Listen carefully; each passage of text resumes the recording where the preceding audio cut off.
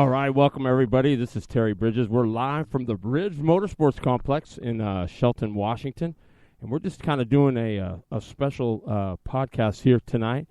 Friday night, sun is out, looking good.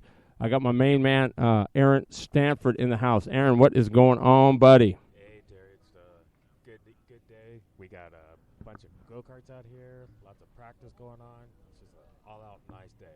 Fantastic, man. So kind of tell us quickly, I know you're a busy guy, but what's going on here this weekend? This weekend we have our first road race Gold Cup event here at the Ridge Motorsports Park, and today is our paid practice day, and we're splitting the track with Turn 2 lapping, and they've brought out a lot of late model cars and some Formula Mazdas and some other spectacular race cars.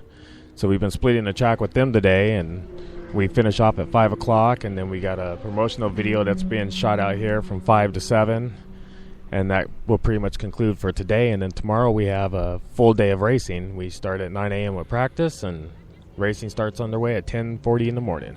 Man, you know, I pulled in here today, and I was like, I knew it was nice, but I was like, holy cow, man, this place is. And you can hear in the background they've got some of the Turn 2 cars going out there. There's some nice stuff. I mean, this place is awesome. I mean, it's a great facility. It's awesome the way they run things, the way they help you out.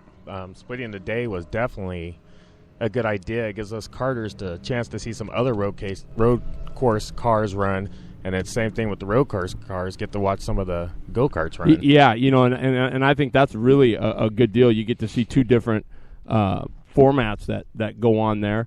So the karts are going, and there's everything from the laydowns, right? Yeah. To the your class is it's a shifter ICC. And the class, what do they call that? It's called Formula 125. Then we have the stock CR 125 for all the Hondas. We even have juniors out here running Rotaxes, shifters, and tag motors. Wow. I mean, you get to see. I mean, if you haven't been to a road race, everybody, I'm telling you, this is. It's something. You get the complete laydowns, like the old ironing boards is what they used to call them. But, I mean, they're far from that now. But, I mean, you've got everything. You got guys like Dennis Critchley on a 250 supercart that's just, I mean, this thing is wicked fast. And, man, in this facility, what is it? Is it 2 miles? It's 2.48 mile road course with over 500 feet of elevation changes. Dude, so I noticed because when you come in, you can see the downhill, and I mean that thing looks like it's like you know, those of you who went to Medford, you go down that 6-degree grade. I mean that thing is steep. It's a few stories. It's a lot like the corkscrew at Laguna Seca. Man, oh man. So and we got a trailer loose there. Oh baby, that thing's doing a wheelie. It's wheel balance. But So we've got the Turn 2 now. You guys are actually sharing the day, right? So you take the track costs and you're splitting them in half. And is that something you guys do often, or is this the first time deal you guys are doing? Or we started this last year. I contacted Tom from Turn 2 and came up with an agreement about splitting the day and the cost of everything. So they split the cost of the track, they split the cost of the corner workers, they split the cost of the EMT. Everything is split down the middle, and then each group gets 7 30-minute track sessions. So that's plenty of seat time for either one, for the go-karts or for the cars. Yeah, so now in order to give everybody an idea of what you're looking at cost-wise, if you were to not rent the track with Tom from Turn 2, what would it cost the club? It's for a Friday, it's $6,000 for the track rental. $6,000? $6,000 just for pavement.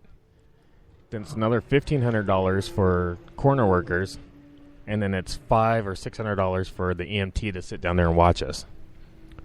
Wow! So you're looking at almost $10,000. Yes, and we run a 2-day event. We're the only club in the Northwest that's running a 2-day road race this year.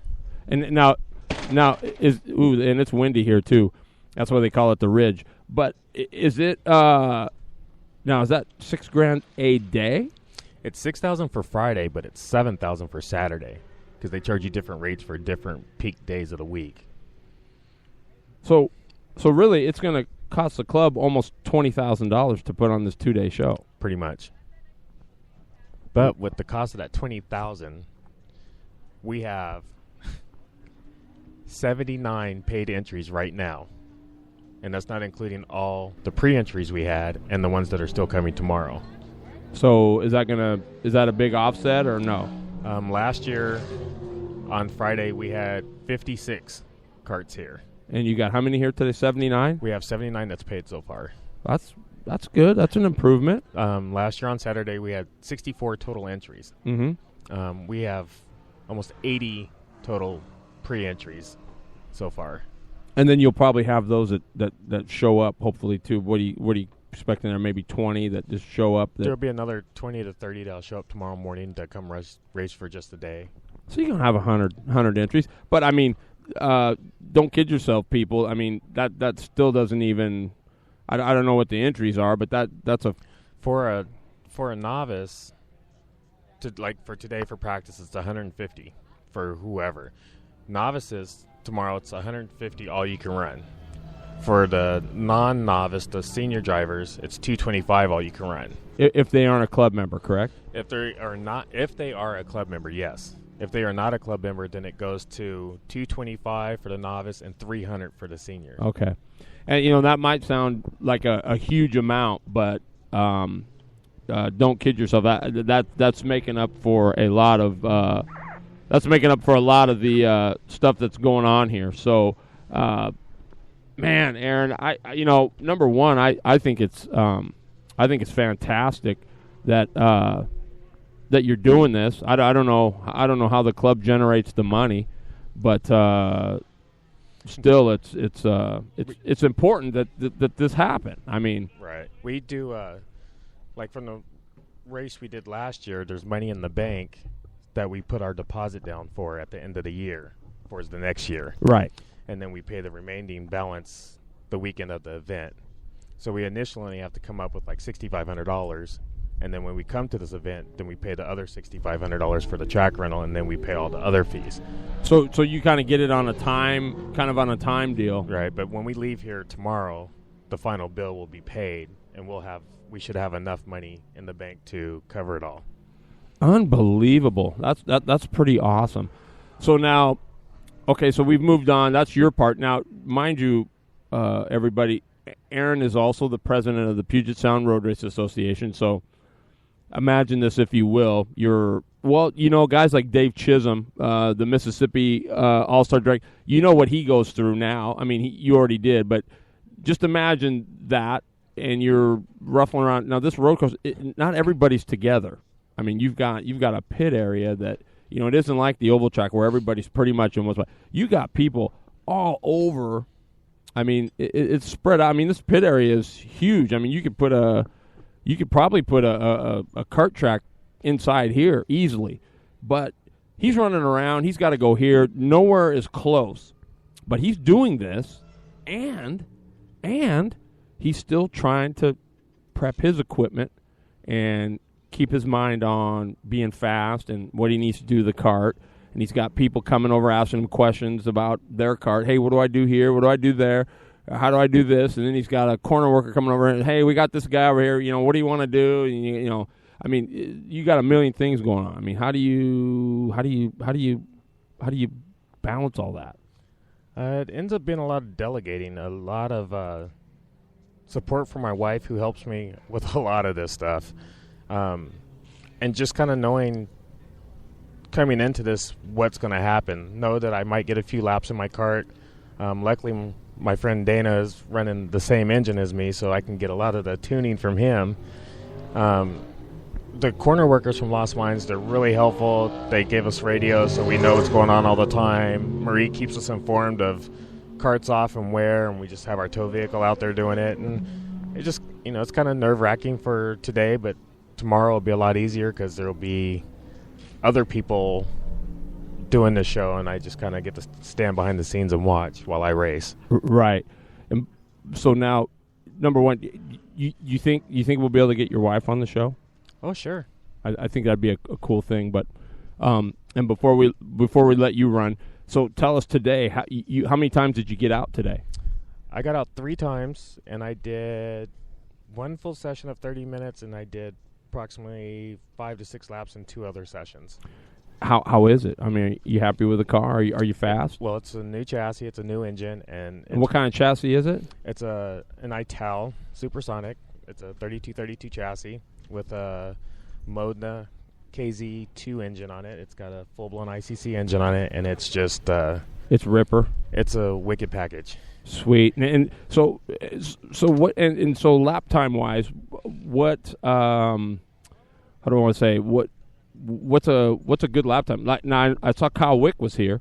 Those of you who don't know Kyle Wick is an up and comer, but he's here with his stock Honda, and he was his dad said no more than $12,000, but he came in, I think it was like a 12.8, but it was a low 153. I mean, is that in the hunt or? For someone who's never been here and never ran this track before, that's a really good time.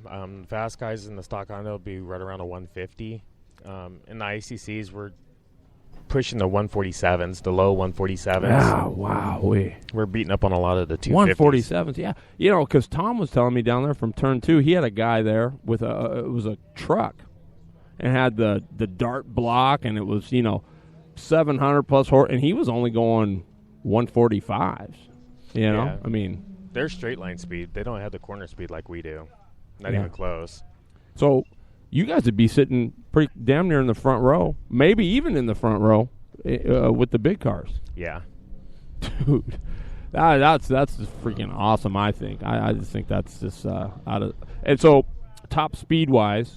If you were to, I mean, I know we go by lap times and whatnot, but still, I mean, what are we talking about mile an hour? We're hitting 118 at the end of the straightaway today. Wow.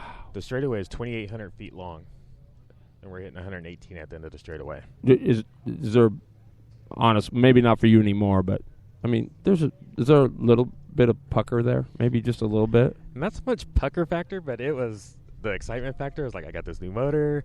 And it's like, look at this thing go, and I looked down at the speedo. I was like, yeah.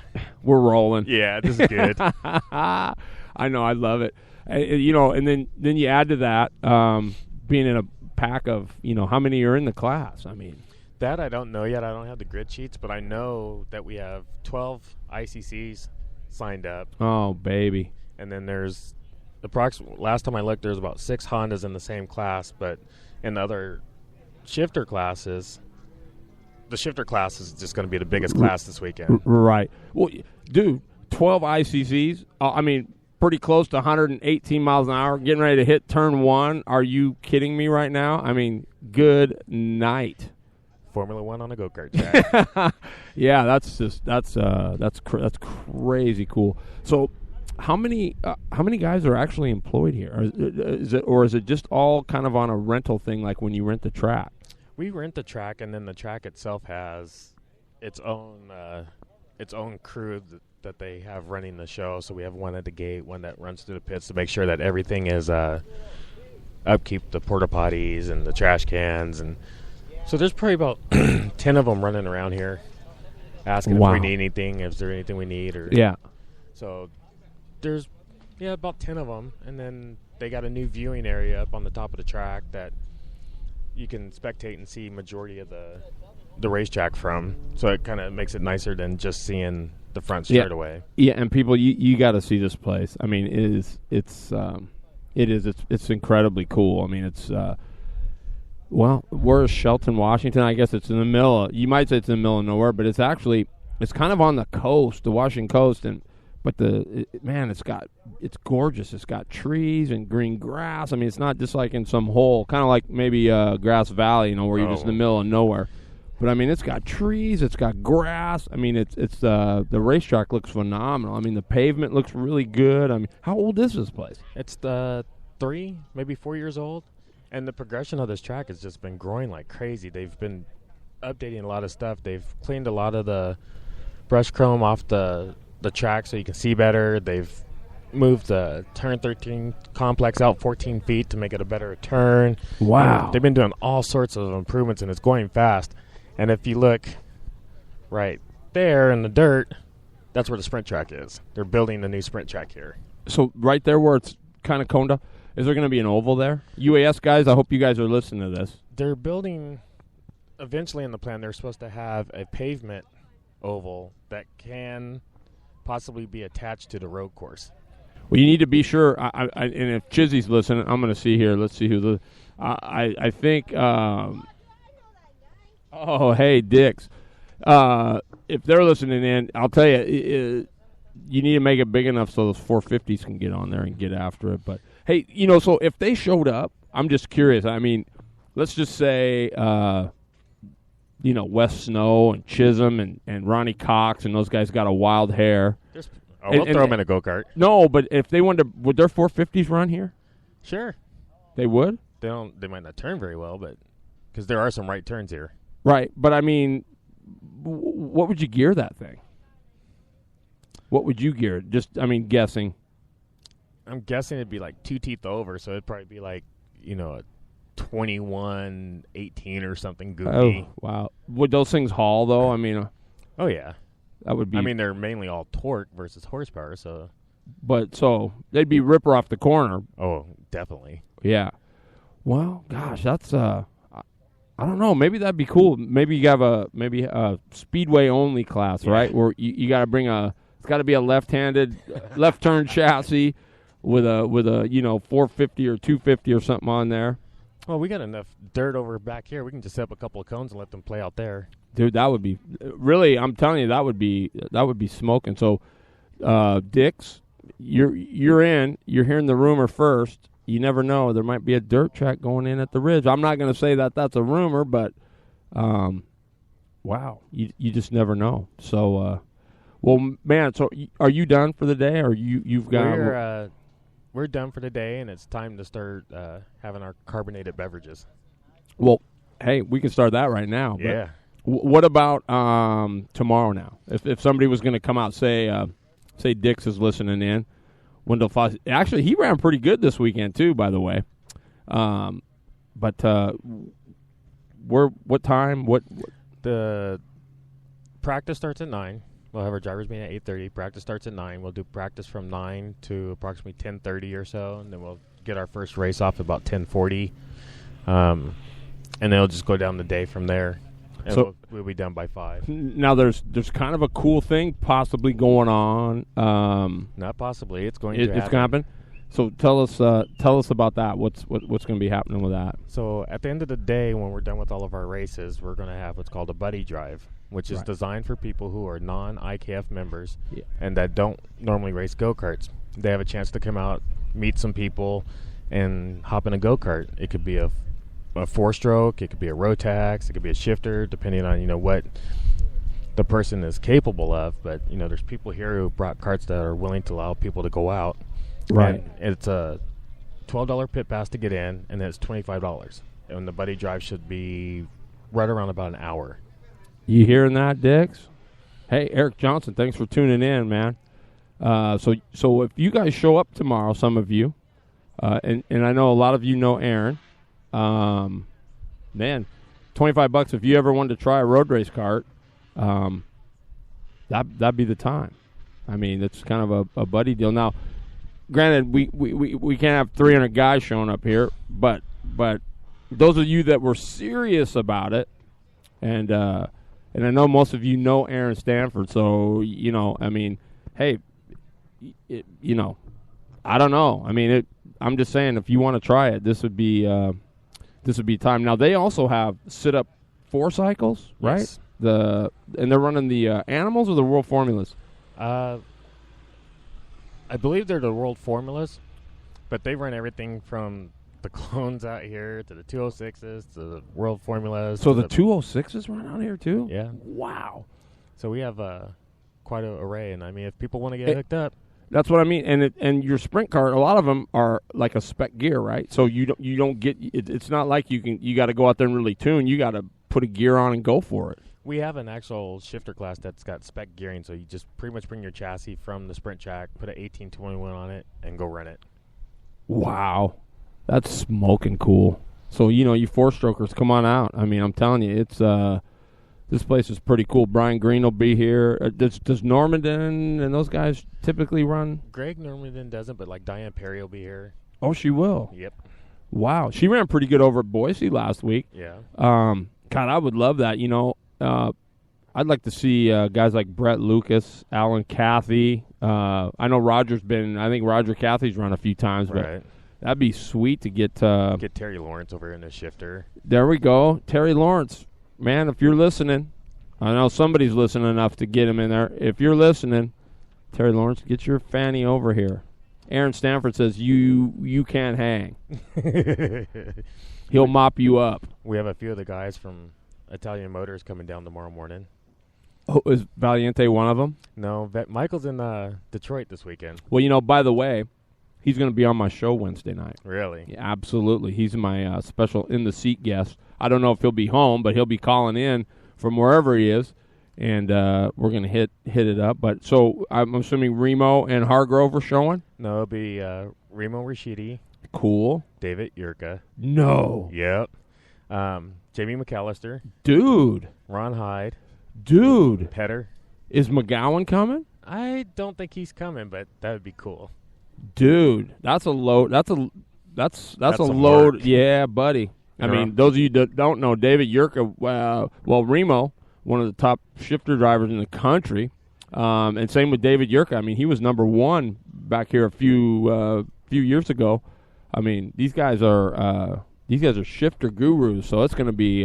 And Remo's running the Mini Cooper Cup thing now. Yeah, man. I mean, Remo's tough, but then we've also got Kyle Wick here. Yeah. Jason Hall in the house. We got Dana Ward, who's a outstanding shifter. He won the Can-Am deal here a couple years ago. Boy, speaking of which, I'm listening to the numbers, and not so good. I hope it's. Well, I heard there was like 4 shifters and 13 seniors and like 8 juniors or something. I mean, not. I don't know. I mean, granted, it's Friday, but still, that's. It's Friday, and we got a full pit. Yeah, there you go. And I guess that's really all that's concerned. But it's too bad. I mean, you hate to see that, but that's the way it is. But Lisa. so I know Aaron's gonna try to get his wife Lisa over because it'd be nice to see what she has to do, and he's got to run around. So Aaron, man, thanks for being on the show. And I appreciate everything. I mean, I'm going to be here tomorrow calling the action, here and there. I mean, I don't know how much of it I can see looking at it, but, hey, I'm going to be here trying to get everybody excited anyway. And even if they want, we have trucks out here that are selling food and coffee. So I'll get to eat, if nothing else, yeah. Look at this. We even got Travis Henson in the house, the Northwest Gold Cup champ.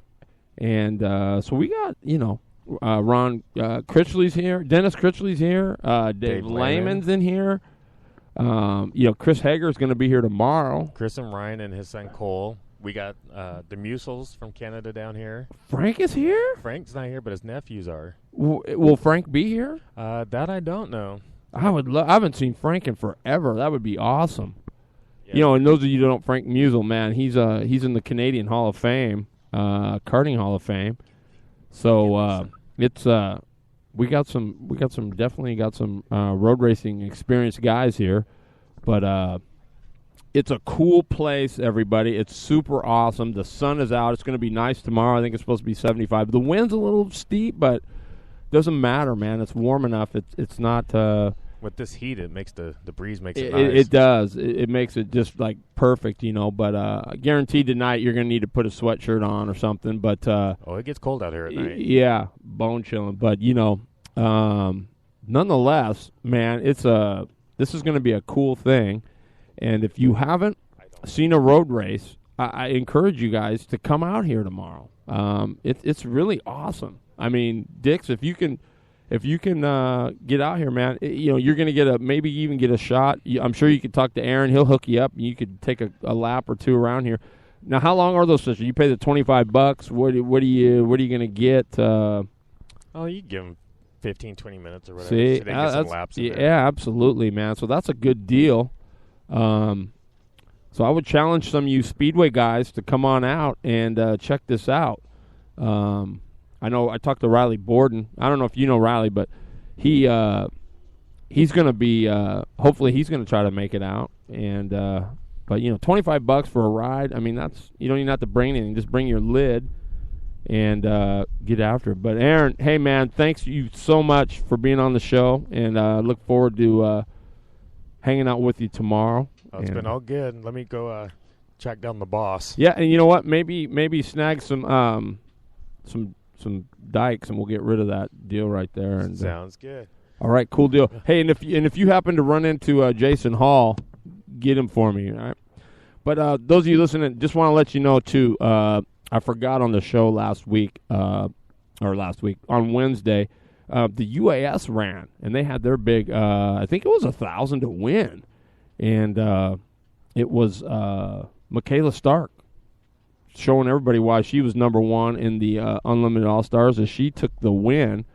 And let's see, my man Hill was second, and then I'm trying to think. I know Wes Snow was fourth, and Justin Jones was seventh. And believe this, he was on a GX 390, and he's running seventh with the Unlimited All-Stars. That's against 450s and Jawas and all that cool stuff. Check it out. So here's the deal, everybody. Behind every good man, there's always a better woman. I'm thinking in this case. So we have Lisa Stanford here. Hi, Lisa. Hi, Terry. Thanks for having me. Hey, thanks for being on. I know you're nervous. Nothing to be nervous about. We're just having a good time here, whatever. So I know Aaron is crazy busy, and he says, you help him with a ton of stuff. So as his wife, as like maybe the assistant race director, I guess, so to speak, what are the kind of things you're doing around here? Well, our club, the Puget Sound Road Race Association, is hosting this event. So we've been really busy putting the entire event together. So that's everything from registration to coordination of everybody that's taking a part in this. And then also in our pit, we have 23 people that I'm feeding this entire weekend. Catering for 23, and of course my husband races and my oldest daughter races.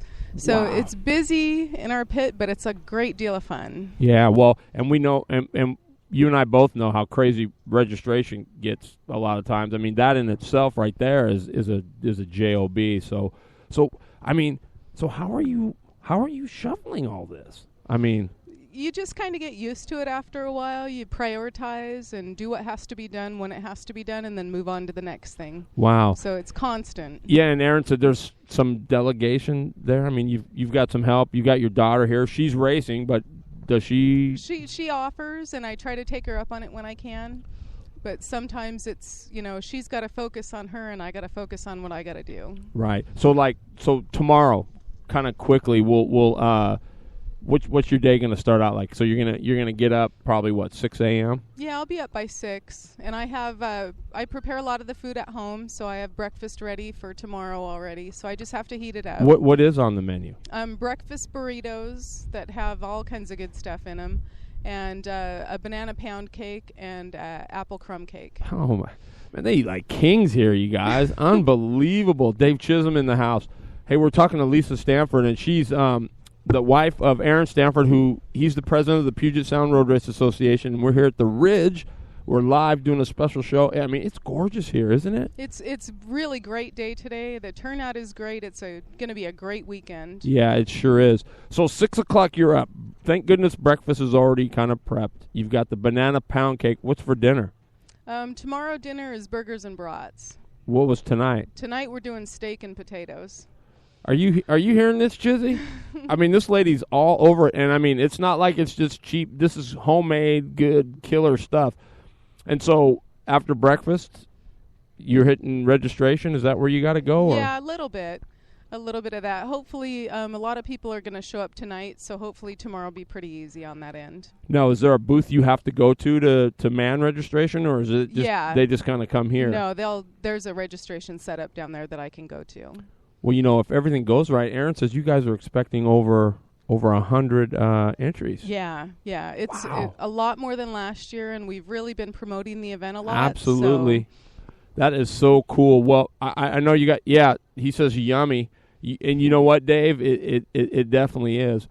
Well, I'm going to try to round up some stuff. I'm trying to get Jason Hall over here, and I don't know. I think maybe Aaron went to find him. I know you're busy, Lisa. I mean, so to any of the other clubs, whether they're sprint or road race or whatever it is, I mean, do you have any advice for them? Because I know you guys have kind of really turned this club around. I mean, do you have any advice that helps make things what they are? Well, I would say just try to support your local club as much as you can. And what we've tried to do is try to promote both sprint and road racing by getting involved in both. So we try to help out on the sprint side as much as we can to get them to come out to our road race. And I think this weekend has shown that has been paying off. Absolutely. And let me say, they do. I mean, and I think last year you guys actually, because the sprint club was having some issues, you guys actually took over and put on the sprint race. Yep, we stepped in and we hosted a race that we held at their track, and it was a great success. It rained the entire weekend, but everyone that was there had fun, and it benefited our club and their club. Absolutely. You see, it only makes sense to do that, and man, what a cool thing. Well, Lisa, I know you're busy. I know you got. Well, it's kind of empty now, but you're going to have some hungry mouths to feed, huh? Definitely. Yeah. Well, thanks for being on the show. All right. Thanks a lot for having me, Terry. You bet, Lisa. And if you see Jason, send him over here, will you? I will send him this way. Sounds good. All right. So, Chizzy, thanks for tuning in, my man. Like I said, I went over. Hey, who was third behind our? Because I know Sean Hill was second. Who beat? Oh, we got one here dragging the garbage. We got one here dragging the garbage can. But Wes Snow was fourth. I'm trying to remember who's third. My deal is I'm amazed. That GX 390 of Justin Jones, that thing must haul the mail because he ran seventh. And but I know there was some guys having some problems. That finished deep in the field. But Michaela Stark, she is your current defending champion for the Unlimited All-Stars. And if you want more information, you can go to the unlimitedallstars.org on the web and find out more about that. But we're at the Ridge here. William Anderson was third, right on. And so Michaela Stark, I guess she was money fast. I talked to Wes Snow this morning, and he told me he's getting ready to go qualify, and he breaks a motor mount right before qualifying. So he started deep in the field, but he still came up through 16 of those bad boys to finish fourth. So Wes Snow may have had a shot at that deal had he qualified, somewhat better. But hey, joining me in the house right now, man, is one of my favorite guys, and he's just getting started. You guys, he's a new kart shop owner. He is the importer of the Velox chassis, and his name is Jason Hall. Jason, right on for being on the show, buddy. Thanks, Terry, for having me. Yeah, and I'm going to tell you, there's not. Let's face it, there's not a lot of people of color in the sport, at least not out here out west. But he is, and he's got a kart shop going. And so tell us briefly, how did that all get started? I mean, man, here you are, the U.S. importer for Velox. How did all that happen? Well, it was really interesting, Terry. My whole thing got started when I was at PGP. And I had a friend of mine that got me started in karting. I was originally going to go motorcycle racing, and against the wishes of my significant other, she decided, she was really against that. And I had a friend of mine that worked with me at Boeing, and we were both into Formula One and stuff like that, and big into road racing. Right. And he came to me and asked me if I'd be interested in getting into karting. And I told him, no, I don't want to race a go-kart, and without any experience and knowledge of karting itself, what's the first thing most people say? The first thing they say is, I'm not interested in karting. I want to get into something that's a lot faster. Right. And I didn't know anything about karting, and he said to me, they're faster than you think. Right. It's not what you think it is. And I was like, well, it's a kart, right? And he said, no, it's a kart, but it's not. So this conversation went on for literally weeks, maybe even months, and he finally said, look, I'm going to bring this cart over to your house because you have the right attitude to go karting. You want to race, and I got something that you can race. So he brought it over to my cart, over to my house, and it was a Burrell. It was a Burrell with an SGM on it. And that was the first time that I'd actually seen something like that. And so, make a long story short, I got busy trying to learn how to drive that thing and how to tune it, and I didn't have any knowledge. And I didn't have anybody that was really able to help me. So I actually reached out to SGM and started talking to them online about trying to tune this motor.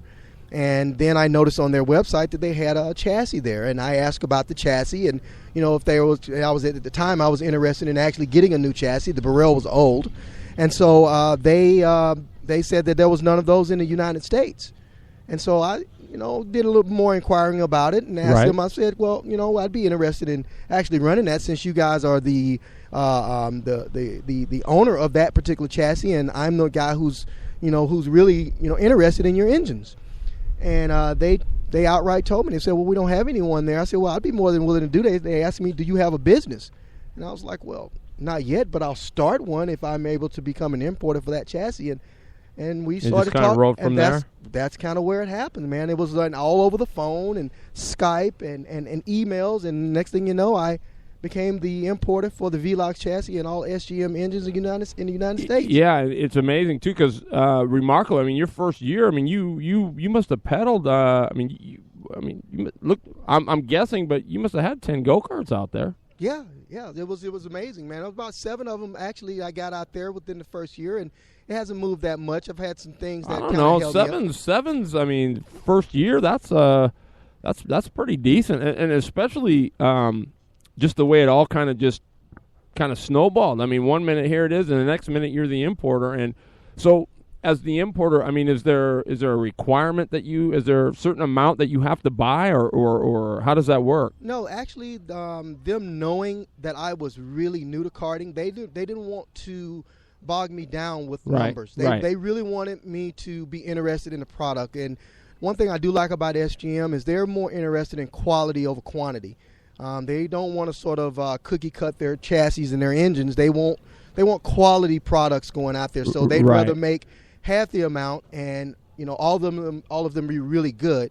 So one of the things that they said to me is, look, don't go out and think that you can blaze trails and sell in 100 chassis. It's not going to happen. You got a lot to learn, but we're willing to stick behind you, and you just go out there and be yourself. Be what we see in you as far as having the passion for selling our products, and that's kind of where it started. And we built this relationship, and it's starting to grow. I'm actually in relations with a guy over in Australia. His name is Jeremy Saunter, and he owns Full Throttle Racing, and he's the importer for Velox chassis. And before he became an importer, he actually reached out to me and started talking to me about SGM engines, Velox chassis, and I gave him all the information that I knew because I haven't been in this long enough to say that I'm an expert, but I have a lot of passion, man, and I really love the products, and I keep learning from people, man. And there's a lot of people out there who teach me a lot of things, and so and that's where I am, man. I'm not going to go out and tell everybody that I have the best products out there. The products is what you make of it, If you're willing to put the time in, it's a great product. It really is a great chassis. I had a couple of people come over when I first got the chassis in, and guys who've been in the karting for a while, and I actually called them over to have them take a look at it and ask them, hey, did I make the right move here? Did I do a good thing? And brought a couple of guys over, and I won't mention their names. And these guys came over, and they looked at the chassis, and they were convinced. It's like they said, hey, man, you made a really good choice here. Well, and that's pretty good. I mean, hey, I personally watched, you put Miles in it. Of course, Miles Peterson could probably drive, you give him a wagon and he could drive it. That's the truth. But, nonetheless, he goes out there the first day and, he sets it on the pole. I mean, and he's winning with it. So, I mean, it's, I don't know. I mean, it's been kind of a change for me because I'm from way back when. And, back when I was doing it, it was the other way around. I mean, it was like if you had a big, bad motor, you were the guy. I mean, chassis, yes, they were important, but I mean, the tuning of them and the dial is absolutely nothing like what it is now. I mean, there was no pills, there was no caster camber. I mean, you might take a washer off the top and put it on the bottom, but I mean, the adjustability was almost zero compared to what you're working with now. So for me, it's hard to kind of almost relate to everything because my head's just spinning. It's like we never worried about that kind of crap, but right. It's awesome. So as a guy just getting started, I mean, you've been bombarded quite a bit. I mean, you've had the crash course, but what is it that you see with karting? I mean, where do you see it going in 5 years? Well, the way I see it is that there's going to be I think there's going to be a resurgence of some of the top levels of karting that exist over in like Europe. Of course, I'm going to always promote the SGM. I'm going to promote the KZ style motors. But why is that? Is that, I mean, they're built for karting, correct? They're kart specific race motors, and it's just kind of hard to turn your I'm not against any motors. I like them all. I mean, I really do. You've driven a Rotax, right? And a tag. Yeah, I've driven a Rotax. I've driven a tag. I have a couple of drivers that are that are part of my team that run Hondas. Have you ran the 206 yet? I haven't run a 206. It sounds like it sounds like it's going to be a good time though. Yeah, it looks like it. And I mean, I got guys like Davin Sturtevant. I've got Travis Henson. I've got Scott Little. I've got some guys. Is Walsh on the Vlogs? No, Walsh. I wanted to get him. Yeah, but that you were close. Didn't happen. Sure. Yeah, him. That didn't happen. Kyle Wick. I tried to get him. That didn't happen. But that's fine.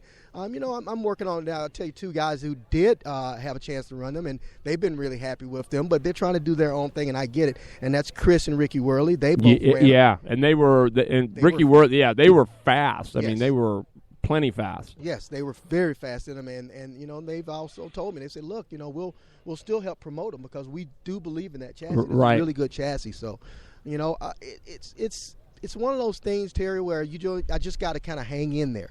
There are some people out there who are basically siding up, and they see what I'm doing, and they're starting to gravitate. There are people who are.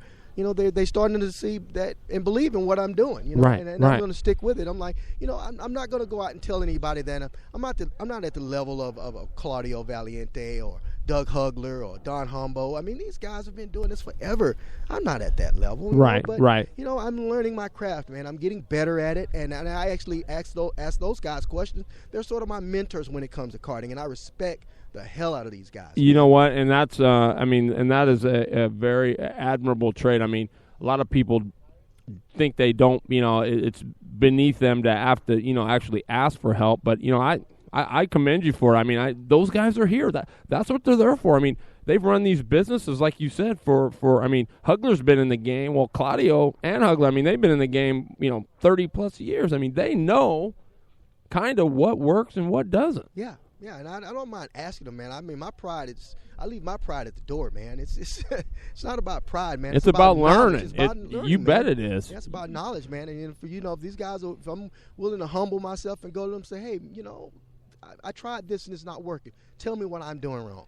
Because I want my guys to be fast, and I want to be competitive with the rest of those guys. I'm not trying to take their business, but my thing is at the end of the day, promoting and getting asses in seats, as they say, is all about building the sport. And that's where I am. It's like, help me to do my part, because if I bring 5, 6, 7 drivers, that's 5 or 6 extra drivers to an event that's going on. And if you guys don't, if there's not enough people, then, the sport starts to die. Well, I'm trying to make sure I help the sport not to die.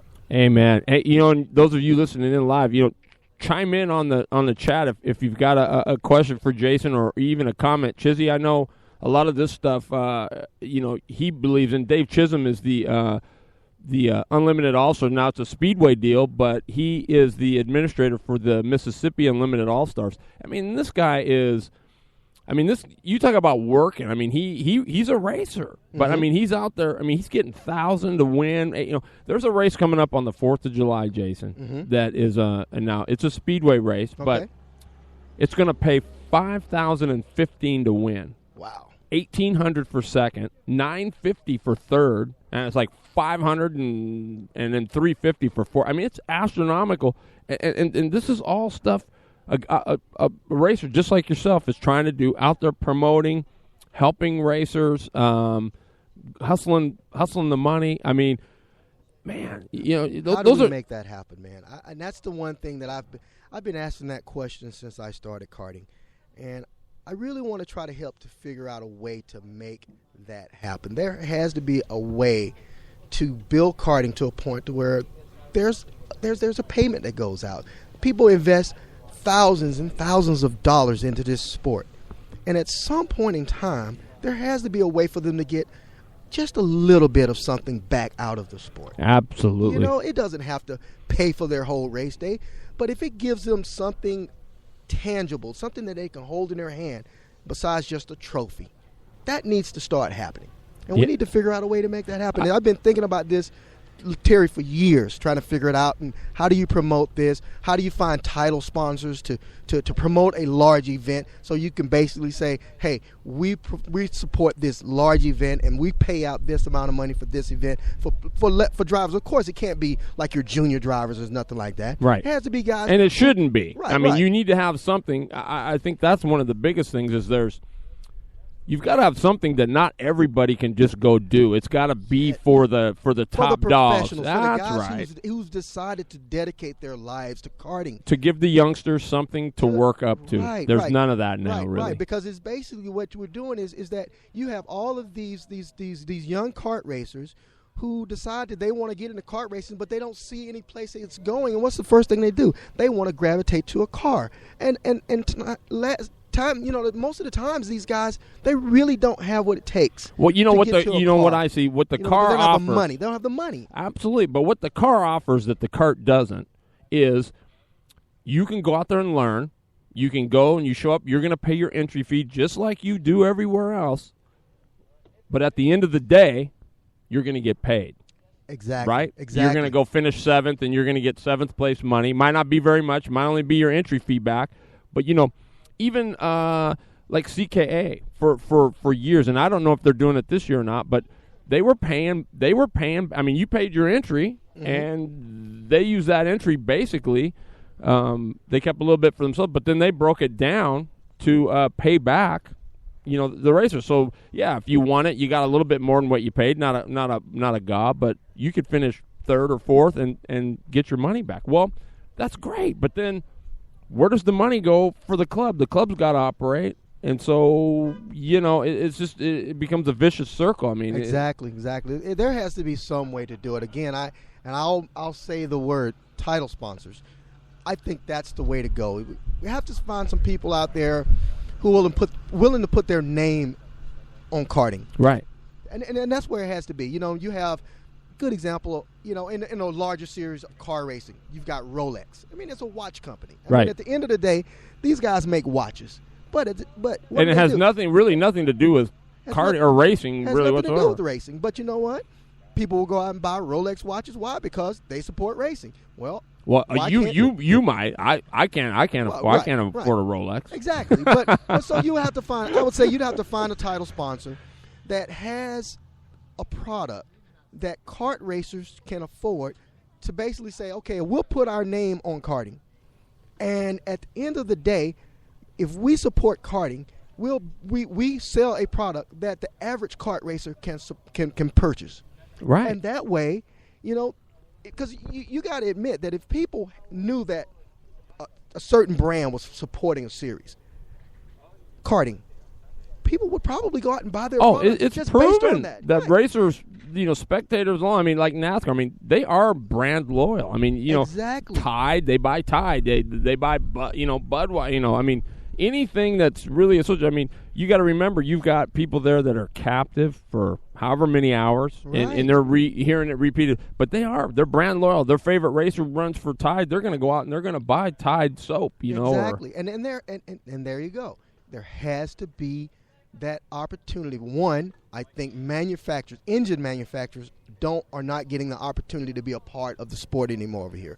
I mean, it's because you've got Rotax, and if everything's Rotax. I mean, there used to be And it's not so much in the speedway, and that's one of the things that I think I enjoy the most about it, other than the race is killer. But you've got Honda, GX motors. You've got, CRF 450s. You've got the 250s. There's guys running, rejets and old. I mean, there's all kinds of stuff. There's variety there. You can pick and choose, and everybody's got. They've got the reason why. Well, I run this motor because it's torquey and I like it. I believe it does this. It's just like oils. Everybody's got their own thing. Well, I've always run bean oil, and that's what I'm going to run. Another guy says, I run Redline. That's all I ever. Well, when you spec an oil, one oil, which is like AMS oil or whatever, nobody else can run anything. I mean, what have you done to the – you see what I mean? You've just blocked out thousands of manufacturers that now can't really get into the sport. I'm not against spec racing. There's nothing wrong with spec racing, a class full of one engine. There's nothing wrong with that. But at the end of the day, if you're keeping other manufacturers from being a part of your sport, you're basically turning away money. You are. I don't understand that. And you're turning away choices, which I think is one of the things that racers are upset about now is they're being told what they can run rather than being able to choose what they want to run. Well, here's the thing. I mean, okay, so you take a spec engine race. You take spec racing and it's spec engines. Well, if that's the case, then why don't we go to spec chassis then? Spec engine, spec chassis, everybody gets the same thing. You don't even get to – you just tune whatever we bring to you. And then now that's real spec racing. But the thing is that you have spec racing where it's engines. But you can still go buy another chassis. Right. Well, what about the engine manufacturers? Why don't they have a dog in the fight? Well, I've said all along, if Rotax is that strong and that good, why aren't they allowing Tag to come run with them? I mean, if their pony's that fast, and if their product's that good, why are they shunning out everybody? I mean, it's like, man. Put it up. Let's see. Let people have a choice. Don't force them to run your stuff. Well, and one of the things I've seen is that people's like, well, it's not as fast as this track. Well, you can't be the fastest at every track. You're going to have your track where your product is package. A little bit better. Yeah, I agree. I mean, that's it's no different than going to a short track. That's when we race Hondas and we race a KZ. There's some tracks that a Honda's just going to dominate because it's a torqueier motor. Gets out of the corners better. I mean, don't get me wrong. Your KZ motor is going to carry more corner speed. You carry more corner speed, and you're a little bit faster out of the corners. But the average Honda, it's just a torqueier motor, so it bolts out of the corners. There's things you see that with the Leopard and all the other engines in Tag. There's certain engines that do better on certain tracks. And that's the way it's been. See, and that's the thing that I say when I come from the old school. Man, you had Comets and Pirellas and Corsairs and DAPs and, Hewlett Arrows, and you had everything. But nobody was ever complaining about getting outpowered or outbeat. They just went to work and said, man, I got to get better. You got to get better. And if I want to get faster and the Comet's the fast thing, I'll go buy a Comet if I have to or whatever. But, I mean, nobody was saying, man, we need to put weight on these guys or we need to do this. I mean, they just showed up, raced what they had, made the best of it, and I think, that's the important thing. Hey, those of you just tuning in, we're live from the Ridge Motorsports Complex in Shelton, Washington. Sitting in with me is my main man, Jason Hall, and you can hear there the Turn 2 school. Do you know much about that? No. I know that every time we show up for the Ridge race or a road race, they seem to be here with a lot of different sports cars, Ferraris, Porsches. Well, check this out. He said they are their number one customer and that they put on 40 track days a year. Yeah. And they've got like 7 or 8 cars. They're all named after the Snow White. There's Grumpy and Sleepy and Happy and Goofy and whatever. But they're all perimeter framed, like late model stock cars. But they're only road race. But they're here 40 times a year. You start out in the class. You can go for a ride if you want. Just to ride in one, and then if you want to drive one, they take you through a preliminary school, send you out with an instructor, and then you can actually, peter around the racetrack yourself. So, I mean, I think, is that something that maybe karting could take a wing from? Well, we need to figure something out to get more people in the seats. I mean, there has to be a way. There are people, the biggest thing I see about karting is a lot of people who don't know anything about it, and I'm a prime example. I had to wait till I was 43 years old to learn about karting. 43. I'd never heard of karting. And you were a racing enthusiast. I'm a big-time racing enthusiast, had never heard of karting. I mean, how is that? And you sit here now and you almost say, how is that possible? How is that possible? How have I missed this many years of karting? I just don't get it. And it's like this will be a sport I'll do till I'm dead. See, and that right there, you just said. I mean, we take it for granted because we've been in. I've been in it, and you've been in it now, and you see now, and you go, how can you not know about this? Well, like you said, you're the perfect example. You knew nothing. Karting, huh? What? And I'm constantly promoting it. And when I go to work, everybody knows how passionate I am about karting. And I invite people to come out. I even said, look, I'll give you a ride in a kart. I'll let you try one out. See what you think. And I get to say, I know the story that they're going to give me about karting because they don't understand it. Right. Well, they think it's a go-kart that you see at the sidecar. Not that even the sidecarts are nice, but I mean it's the carnival ones. With the one in the back, you got the Chinsing tires on it, and whatever. It's nothing like that. But so they're gonna. Aaron says they're gonna have a deal tomorrow night where you can have you pay $25, and basically it's like a rent-a-ride. It's a buddy ride, right? So Dick's. Chizzy, you can't get out here unless you get on an airplane because you're back in Mississippi. But I lived in Mississippi for 13 years. Hey, Chizzy, there you go, man. Whereabouts? Columbus, Mississippi, man. I was working at Columbus Air Force Base as an aircraft mechanic for 13 years. Chizzy, where's the racetrack at? Isn't there one in Columbus, I want to say? Isn't that where your track is at? I think. Hit me up on the chat line if it is, but yeah, you're going to be surprised. I think I want to say it is Columbus, but I'm not 100% sure. I think they just got it back going. But Golden Triangle area, man. If I say Golden Triangle, if he's in that area, he knows what I'm talking about. We're going to be surprised here. I think if he's still listening in, I'll tell you. But I think it is Columbus because I think they just got some stuff going up there. But so those guys that are thinking about maybe they're a speedway guy and they said, man, I've always tried to. Maybe want to try this road race stuff. I just want to see. I might not know. Do I like? What would you tell them? You have to give it a try. You don't. It's just like me having an opportunity. I need to take an opportunity and go to the dirt track. I need to go try that. You know where that is? He's in Hamilton, Mississippi. Not sure where that is. This is in the suburbs of Columbus. Well, now Dave, isn't the track you're trying to get going? Your bull ring there is that in Columbus? Why does that sound familiar? Because I know you were saying, maybe not. Maybe I'm just excited because somebody's from Mississippi and Chizzy, man, Dave Chisholm. He's the Mississippi Unlimited All Stars director there, and I'm telling you. So you would say, get your butt here and get it in the seat. You need to try it if you are interested in any type of karting. You have to try this. You have to try it at least once because you get to understand exactly what these karts will do. I want to try the dirt track. I really do want to try one and see what that's like. Just to go around with something that's just Chisholm. Tell him how it is, man. I've been trying to get him for over the last year. You've been talking to me for a while, and I had to change my mindset when it came to it, and I really do want to try it.